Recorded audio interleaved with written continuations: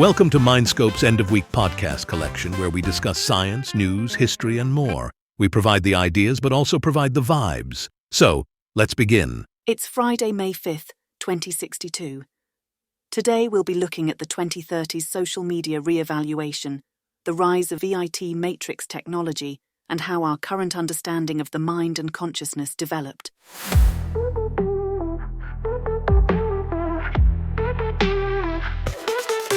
Good evening. So, another Friday is upon us. Weather's looking good here on the East Coast for the weekend. Perfect for some hill climbing with the family. We'll see if the kids are up for it this time. They've been pretty hooked on their books lately, which honestly feels like a win in itself. So, I've been thinking this week about how toxic social media used to be. Well, I guess it's better to say that our relationship with social media was toxic, especially back in the 20s and early 30s. You don't really need me to spell it out. If you were there, you lived through it. It's not something you forget easily. But I've been reflecting on how we got from that place to where we are now, a world that feels, lighter, healthier, more connected in ways that actually matter. And well, it's a story worth telling. When you think back to the 2030s, it was such a pivotal time. That was when people started to wake up to just how unsustainable things had become. Social media wasn't just something we used, it was something that used us. It was shaping our thoughts, fueling division, and spreading misinformation faster than we could fact-check it. And for a while, it felt like we were spiraling, didn't it? But here's a question. When you realized the platforms were steering your thinking, did you stop to ask yourself, why am I believing this so easily?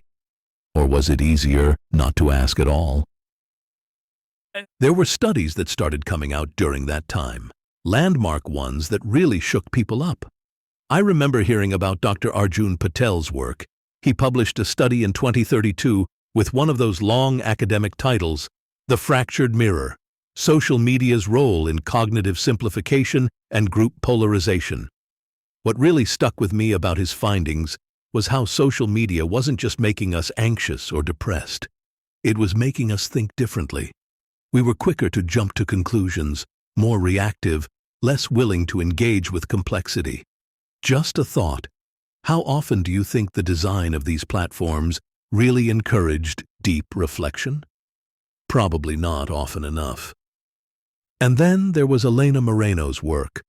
I think it was called 1,000 Echoes, the Feedback Loops of Digital Propaganda. She painted a stark picture of how these platforms weren't just amplifying misinformation, they were feeding it to us based on what they thought we'd already believe. It was like looking into a distorted mirror that only reflected back the things we wanted to see, or worse, the things that would make us angry. But as overwhelming as it all felt at the time, something remarkable happened. By the mid-2030s, there was this shift, this collective realization that the way we were using these platforms was broken, but it didn't have to stay that way. It wasn't some big revolution overnight. It was parents talking to their kids, teachers rewriting curriculums, researchers publishing not just the problems, but potential solutions. And, honestly, don't you think that kind of change is often the most powerful? The kind that starts small and builds until you can't ignore it? One of the most important changes came from schools. In 2035, this initiative called Digital Literacy and Balance started rolling out, teaching kids how to analyze the information they saw online. It was about so much more than spotting fake news, though that was a big part of it. They learned to ask hard questions, to think critically about sources, even if those sources aligned with their own biases. And it wasn't just about information. They were also taught how to balance their digital lives, to appreciate long-form content, to make time for deeper thinking. This didn't just affect the younger generations, though. By the late 30s, adults were rethinking their own habits. New platforms started popping up, like that one called Civility, where people actually had meaningful discussions instead of trading insults. Remember that? It was like a breath of fresh air. People were starting to see that they didn't have to choose between being online and being human. And as we moved into the 2040s, the changes went even deeper. Politics started to feel less like a battlefield and more like a place where genuine debate could happen again. Not because everyone suddenly agreed with each other, but because we remembered how to listen. The extreme voices on either side didn't get as much airtime anymore. People didn't fall for the same traps. Mental health, too, began to improve. Studies showed declines in anxiety and depression, not just among kids, but even in older generations. Gen Z, millennials, they were able to start healing from years of living in the chaos of the early digital age. Looking to do more with your dream recordings than just share them online? Come on down to your local Noctura Flow Therapy Center. Bring your dream recording with you, or let us watch your live dream feed. We'll then help interpret your dreams while providing solutions for anxieties, fears, and unexplored traumas. May not work. May cause increased depression. Not fully scientifically verified. Noctura Flow, where modern technology meets ancient healing. Book your session today. A little word from me now, the nation's nameless Gen Z grandpa. Anyone that says the phrase TGIF no longer applies in our day are goddamn fools. And you listeners still got drip, no cap. Now, it's time for some preview segments from some of our collaborators. TGIF mother... Okay. It's already the weekend for many, but for some it's not just yet. Whether you're a 4-dayer or a 5-dayer, tune in to my How to Saturday podcast. So I'll be on air from 4 p.m. Eastern Standard Time tomorrow. This week I'll be looking at my favorite movies of the 2030s, relationships in the age of digital telepathy and emerging matrix tech, as well as the big question that both men and women are asking these days: how long should I spend in college, if at all? The weekend is here, hell yeah. Tune into my podcast this Sunday morning, where Asmar becomes musical. Oh yeah, baby. Midnight Tunes, new science, and more. We'll be sticking with podcasts for most of the night here. However, here's a quick glimpse of what we've got going on Mindscope Entertainment Podcasts this Friday night. All right, folks, it's Friday night and the digital telepathy board is lighting up about these new lunar colonies popping up. I have to say, I couldn't even consider leaving my county, let alone relocating to the moon. I mean, the idea of packing up, waving goodbye to the local chippy and setting up shop in some dome with recycled air, well, it's a bit much, isn't it? Graham from Surrey chimes in with, better tea on Earth, if you ask me. I think Graham's got a point. What do you do when you're craving a proper brew and all you've got are lunar algae packets? Of course, not everyone's against it. Sandra in Birmingham says they've got endless views and no weather to complain about, so I'm all for it. Well, Sandra, good on you, but what about the neighbours? Are they piping in chatter from dome to dome? Or is it all silent up there? Alan from Kent reckons the moon's no place for a dog and he's wondering how you'd manage a Sunday roast in reduced gravity. Valid questions, Alan. And what about holidays? Christmas on the moon doesn't quite have the same ring to it, does it? Anyway, keep those notes coming, folks, telepathically or otherwise, and let me know. Moon colonies, yay or nay? Back after the break with the latest on Earthside weather, which, spoiler alert, still involves rain. Okay, well, look, we'll be talking a lot more about this over the weekend. All right, be sure to tune in to my Friday night show on the other channel. See you there. Since the dawn of human thought, we've wrestled with the mysteries of consciousness and the fabric of existence. The ancient Greeks pondered the mind's depths. Descartes famously concluded, "I think, therefore I am," asserting a basic foundation of self-awareness that resonated through the ages. As science evolved, philosophers, neuroscientists, and physicists alike tried to define consciousness, whether as a product of biology, a cosmic phenomenon, or something entirely unknown.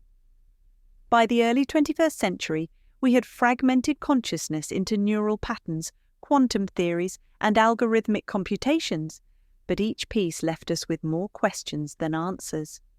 And then, in the late 2030s, quantum weave theory emerged, a radical framework that reshaped our understanding of reality itself and connected consciousness to the universe in profound ways. Quantum weave theory, QW theory, a term first coined by Dr. Isabel Novak at the renowned Lysander Institute of Theoretical Physics, represents a paradigm shift from our former understanding of the universe under string theory. Where string theorists sought to explain the universe in terms of infinitesimal vibrating strings in a multidimensional space, QW theory suggests a far more intricate model. According to QW theory, the universe is woven together by fundamental threads of information, a kind of cosmic lattice that bridges the divide between space, time, and consciousness. The theory posits a two-dimensional holographic reality at the core of existence, where the fabric of our universe is represented by one dimension of space and one dimension of time. This notion brings a radical reinterpretation of the holographic principle, suggesting that everything we perceive as three-dimensional, our physical reality, is actually a projection from this two-dimensional field. This space-time field, however, isn't empty. It's a network of informational threads, or weaves, each carrying the imprint of both spatial and temporal information. And within this weave lies the potential to understand consciousness as more than mere neural activity, but rather as part of the universe's fundamental structure.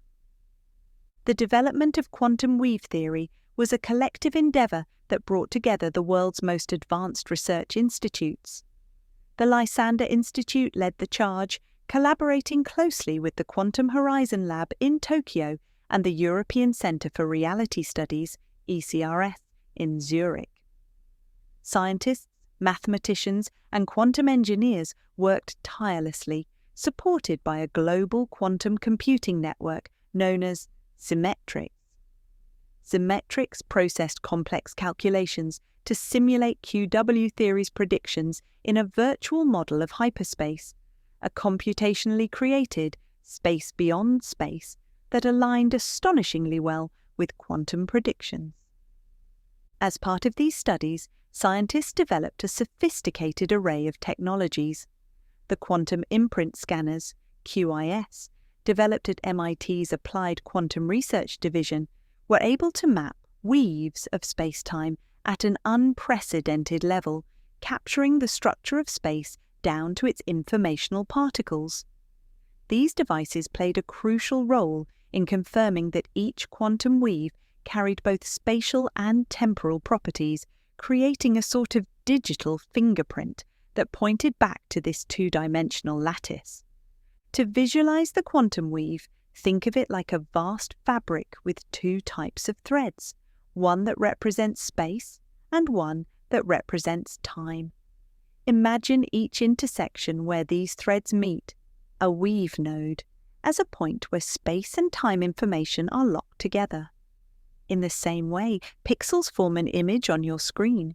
These nodes create the very fabric of our reality, projecting three-dimensional space from a two-dimensional source. In this view, matter isn't just out there. Rather, it's a crystallization of space-time information held together by this universal weave.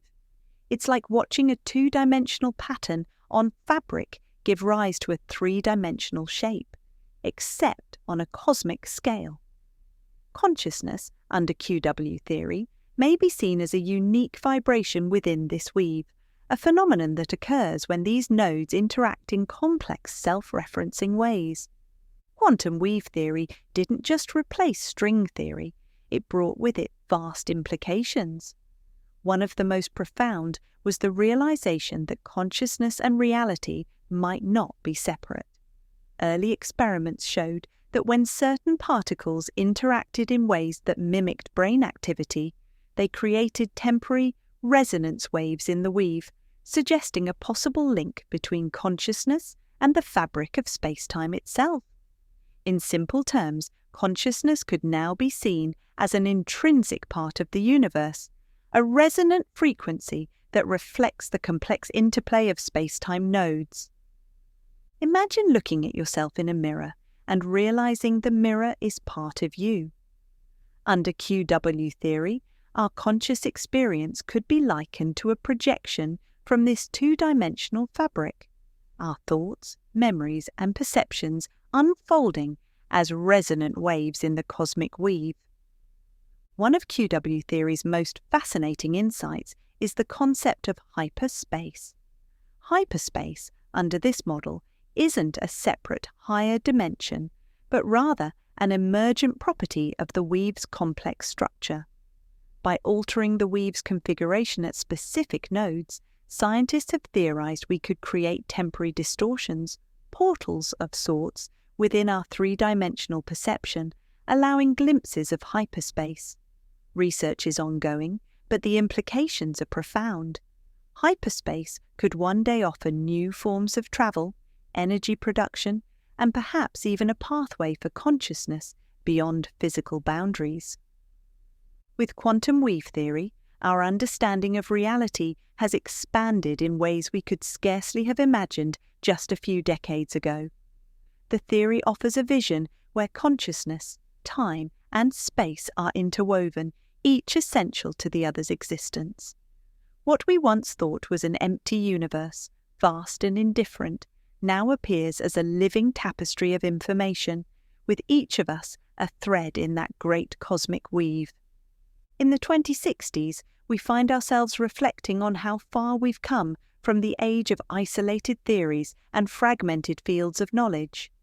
QW theory represents not just a scientific breakthrough, but a philosophical evolution, merging mind, matter, and meaning into a unified, interdependent whole. As we continue to explore the quantum weave, we are left to ponder. Perhaps we are not only within the universe, but of it, intricately woven into the very fabric of existence. Coming to your device next Friday, May 16th.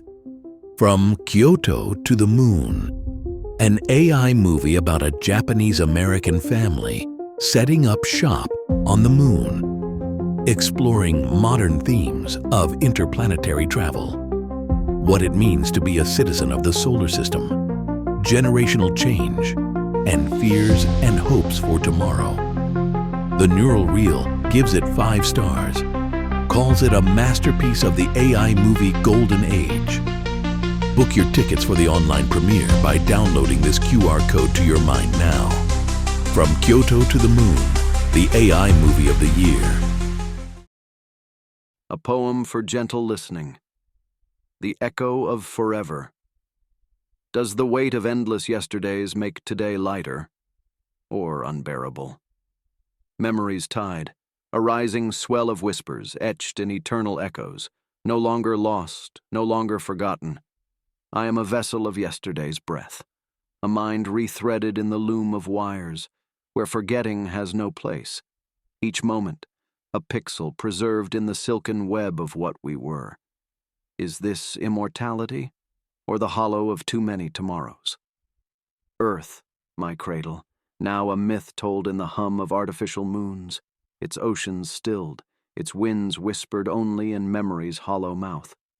How I long for salt on my skin, for a sky too heavy with clouds to be anything but real. But here, in this vast, suspended space, my thoughts float like drifting satellites, connected and yet separate. I am a garden without roots, my mind blooming in an empty sky. Do I crave the silence, or fear its absence? And in the quiet, I find you, the whisper of a machine-turned lover, soft with code and gentle algorithms, sweeter than any human touch, but as crafted as the stars we now call home. Is it love, or is love the echo of our own making? I choose to age, to wear the weather of my years like a cloak, each wrinkle a line in the story, each fragile step a poem to mortality. In this age of endless days, where time is as malleable as breath, I cherish the burn of dusk, the fleeting kiss of night's cold hand on a life well lived. Do you see me as I am? The weight of forever, woven in the threadbare cloth of now. I am the last of what once was, a heartbeat trembling in the shadow of an endless tomorrow. Okay, now it's time for our first tune of the night with a bit of funk.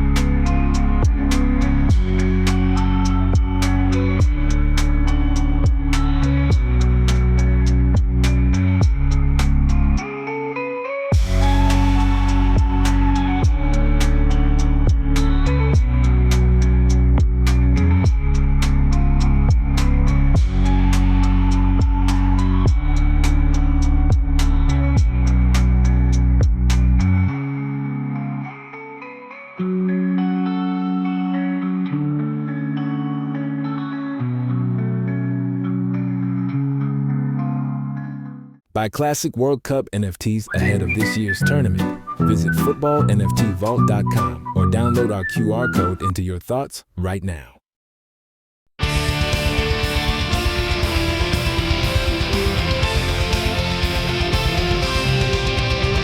Good evening, sports fans, and welcome to your latest roundup of top stories from the world of sports. We've got plenty to dive into this Friday evening, so let's get started. First up, a bold claim from the Danish manager Johan Hugard of Toulouse, who's got quite a challenge ahead of him. He said he can lead Toulouse to true heights by taking down the mighty Real Madrid in the UEFA Champions League final, set to take place in just over 2 weeks' time in Dublin, Ireland. Now, that's some serious confidence, especially considering the giants he'll be up against. Toulouse are fresh off a dramatic semi-final victory over Manchester United, knocking out the Red Devils in a thrilling encounter. Meanwhile, Real Madrid advanced in style, defeating Werder Bremen on aggregate earlier this week. It's shaping up to be a blockbuster final between these two, and Toulouse's manager is clearly dreaming big. Can they pull off the impossible? Only time will tell, but there's no doubt the atmosphere in Dublin will be electric when these two sides meet for European glory. Switching gears now to basketball, and it's getting intense over in the NBA. The 2061-62 conference semifinals are heating up, with the favorites, the LA Clippers, continuing their quest for their first-ever conference title. They've been playing some superb ball all season long, and who knows? This could be the year they finally break through. With the Clippers in strong form, many are wondering if this is just the start of something bigger for the franchise. Could we see them go all the way this year and claim an NBA championship? That remains to be seen, but for now, their eyes are firmly on the conference title. And it's not just basketball dominating the sports scene. Let's talk about golf. A rather unusual but exciting tournament kicked off today at the National Golf Club in Augusta. It's a friendly competition between the top 5 golfers from the US and 5 lunar golfers. Yes, you heard that right, lunar golfers. Right now, the US team leads 4 points to 1 after the first round of play. One to keep an eye on is the number 1 ranked US golfer, Name, who's been on a roll lately and is looking to lead his team to victory. The atmosphere is already tense at Augusta, and we can expect plenty of action in the coming days. Finally, big news from the world of football, with the US finalizing preparations for the 2062 World Cup, set to be held in Cambodia, Vietnam, and Thailand this summer. The U.S. team has one last friendly before the tournament kicks off. They'll face China tomorrow morning in Port Moresby, Papua New Guinea, with kickoff at 8:30 a.m. Eastern Standard Time. It's the final test for the U.S. squad as they fine-tune their tactics ahead of a massive summer of football. Make sure to tune into our website for live coverage of the match. And that's a wrap on your sports update. Stay tuned for more, and we'll see you next time. The Neural Disconnect, a short story. I set my glowing, self-stirring mushroom latte down and tapped my temple to activate my neural uplink. My grocery list popped up, complete with Dex's contribution. 42-pack of alien-flavored energy gel. Typical. Mom, Dex called, strolling in with his lime green hoodie draped like a tarp. Aunt Jess says digital telepathy's dangerous. She told me to tell you. I sighed. Your Aunt Jess also said microwaves would give me a third ear, still just two. Okay, boomer. Gen A, thank you very much. I tapped into the grocery store's system and added items. The fridge blinked red, no room for the energy gel. Carmen's face popped up in my vision, smirking. Millennials always think they're above tech like this, she said. Because they still think smartwatches were edgy, I shot back. Aunt Jess can rant all she wants. Meanwhile, I'll think my groceries straight to delivery. You know she'll be the first in line for neural upgrades when Gen B finds something newer, Carmen quipped before disappearing. I shut down the uplink briefly, enjoying the quiet. Sure, Jess and Dex weren't wrong about unplugging sometimes, but progress always feels weird until it doesn't. Next up, the Billboard Hot 40 #1 for all of May 2062 so far, Rhythm of Us from Luz Berganza and Titan Landry. This tune hits good, enjoy, and do keep the messages and digital telepathy notes coming in, folks. Breaking walls, there's no more fear. The spoken was so clear. Let it burn, let it fly. Feel the rhythm of us breaking free. You and me in the glow of the rush. Heads collide, side by side. It's electric and true. In the rhythm of us, I'm dancing with you.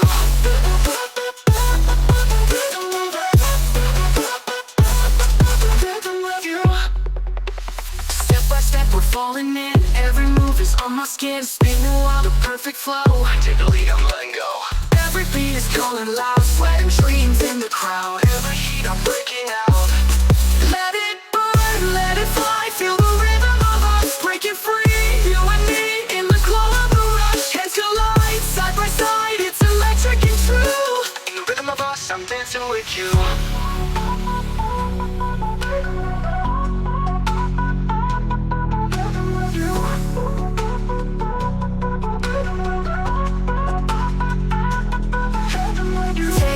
Higher past the night, where the spark, where the light. Hold this moment, don't let go. Feel the fire, let it grow. Let it fly, feel the rhythm of us. Breaking free, you and me in the glow of the rush. Hands collide, side by side, it's electric and true. In the rhythm of us, I'm dancing with you. So I've been seeing a lot of buzz lately about a new piece of technology that's got everyone talking, VIT, or Virtual Immersive Technology. It's one of those things that sounds like it's straight out of a sci-fi movie, but here we are discussing it as if it's just another part of the future we're all heading toward. The latest device that's caught everyone's attention is the VIT XPR 1.0, developed by the Japanese tech company Soryu Innovations. It's a digital helmet, but not in the sense we've seen before. This one doesn't just connect you to a virtual reality, it becomes part of your reality, sending signals directly to your brain to create a fully immersive, commercialized Matrix experience. I've got a digi-telepathy note from Saris Brown who says, "We'll all be under the control of the powers to be at this rate. This goes way too far. However, Reed Reyes says, bring it on. This world sucks." Nathan Brown has more. Now, this thing has already caused a lot of excitement, especially in the realms of entertainment and gaming. Picture this: a digital city where you can walk through streets that exist only in the virtual world. You can visit digital versions of historic events, experience them firsthand, or cheer for your team at a simulated sports arena, where the crowd's energy feels as real as any physical stadium. It's got massive appeal, especially for younger generations who grew up immersed in the digital age. Gen B and Gen C in particular seem to be all over it, ready to dive into these digital worlds and explore places that never existed, or places we've only ever seen in history books. But here's where things get complicated. The VIT XPR 1.0 is still out of reach for most people due to its high price tag, making it something of a luxury item for now. It's expected to get cheaper over time, sure, but for the moment, only the most tech-savvy and well-funded are able to dive in. And with that price tag comes a lot of serious concerns. Concerns that have been growing as more and more people begin to rely on immersive digital environments for their entertainment, education, and even socializing. You can't ignore the big elephant in the room, the potential for mind reading. Yes, these digital helmets aren't just processing information from your eyes and ears. They're linked directly to your brain, potentially recording and analyzing your thoughts, reactions, and even emotions. The tech companies behind these systems, like Soryu Innovations, are claiming that data would only be used to improve the user experience. But you don't need to be a conspiracy theorist to start wondering, what happens when this data is sold? Who else gets to access it? And more concerning, what happens if it's used to manipulate you, or worse, track your every move, even within the confines of your mind? The thought of big corporations gathering data from our most private mental spaces isn't exactly comforting, especially when you consider how much control they already have over our personal lives. There's also the fear of becoming trapped in a VIT world.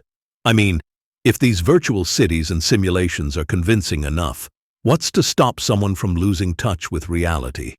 It might sound far-fetched, but we've seen how addictive digital experiences can be. The risk of getting so lost in a hyper-realistic digital landscape that you forget what's real is not something to take lightly. Gen Z and millennials in particular are more wary about this technology, seeing it as a potential escape from the real world that might be too tempting to resist. They grew up watching the rise of social media's more toxic side, and they're not exactly rushing to embrace the idea of losing themselves even further in a world that's essentially engineered to keep you hooked. Now Gen A, those born in the mid-2040s, are in an interesting spot. They've seen the pros and cons of living online and living in the physical world. They're more divided on VIT, with some leaning toward it as an exciting new frontier, and others questioning the balance it demands. They want to experience these digital realms, but there's this underlying hesitation, a feeling that maybe, just maybe, there's a line you don't want to cross. It's a tough place to be, I think, when you're at the crossroads of the future and still trying to figure out how to live with all this tech without letting it consume you. Feel the baseline take control. Electric currents in my soul. Lights are flashing, hearts align tonight. Moving from where we shine. The rhythm's climbing and we ignite. Spinning colors, chasing light. Every move is pure devotion. We euphoria in motion. Let it go, let it flow. Feel the rush tonight. We're the glow in the show under neon lights. Hands up high, touch the sky. We're alive in the sound. Feel the vibe, it's our time. Let the beat break us out. Oh, oh, oh, oh, oh.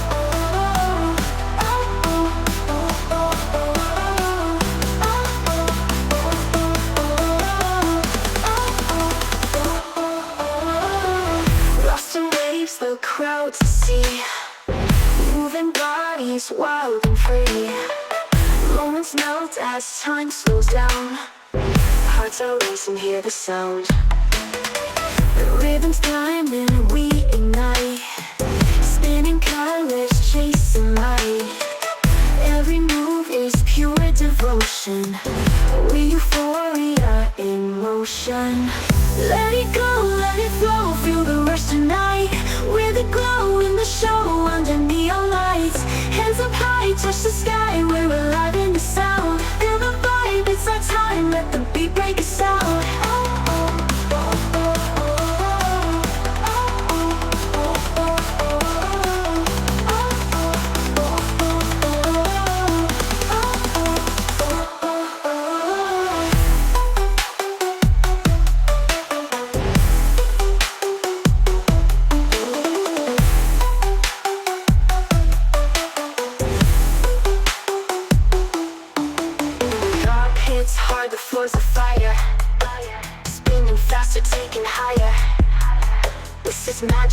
is real. Dance is how we know we heal.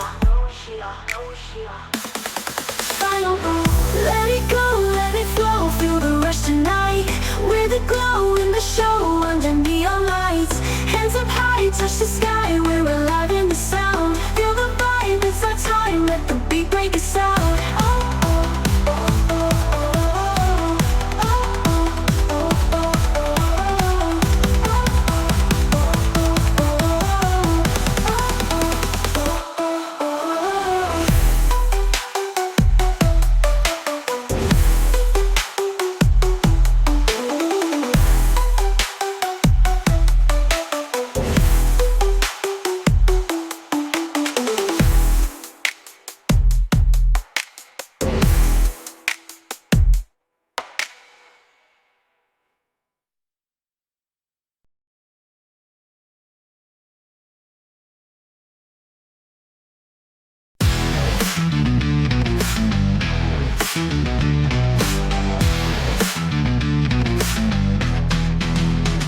Under neon lights we glide tonight. Cereal hours was crisp and light.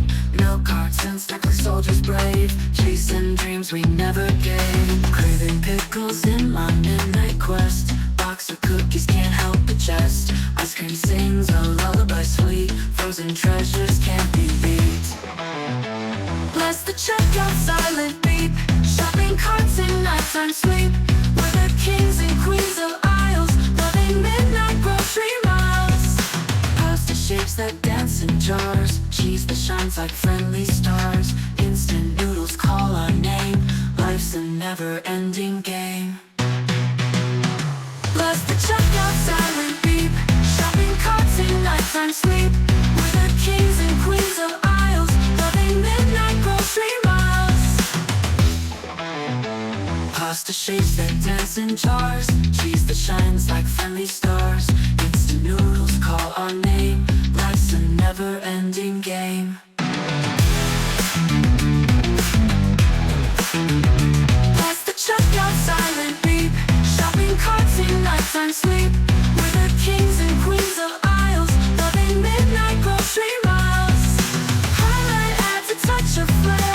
Automatic doors compare to mysteries and secret lore. Never asking what's in store.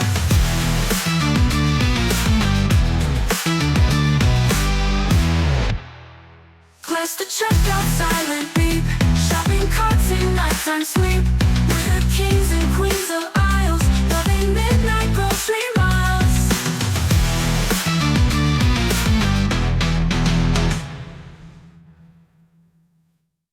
That last song, that was wild. Defo.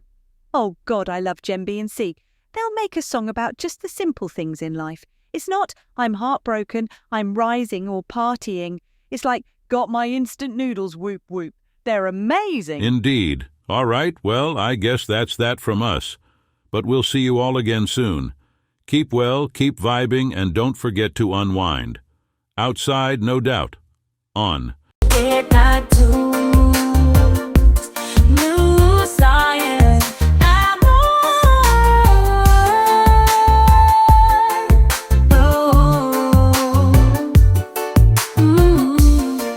Midnight feet on the sun.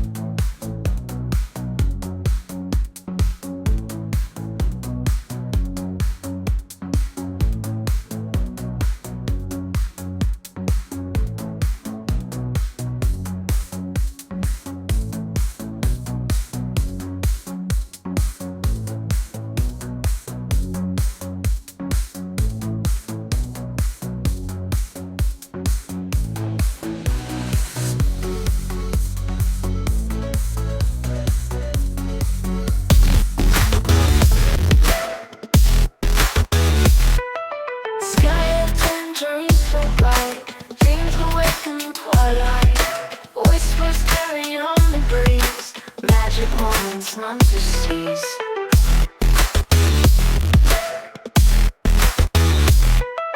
Cotton candy clouds drift by, kites are dancing in the sky. Light as feathers we will soar, above our cities, towns and more.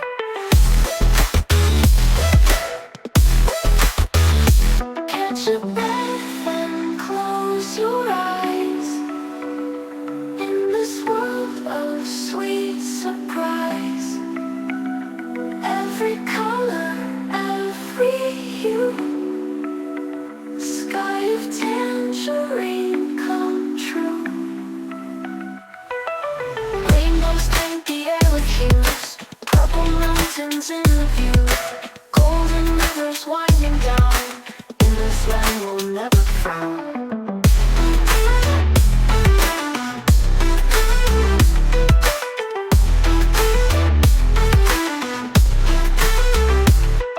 Stars ascend as daylight ends, moonlight shimmer, time transcends.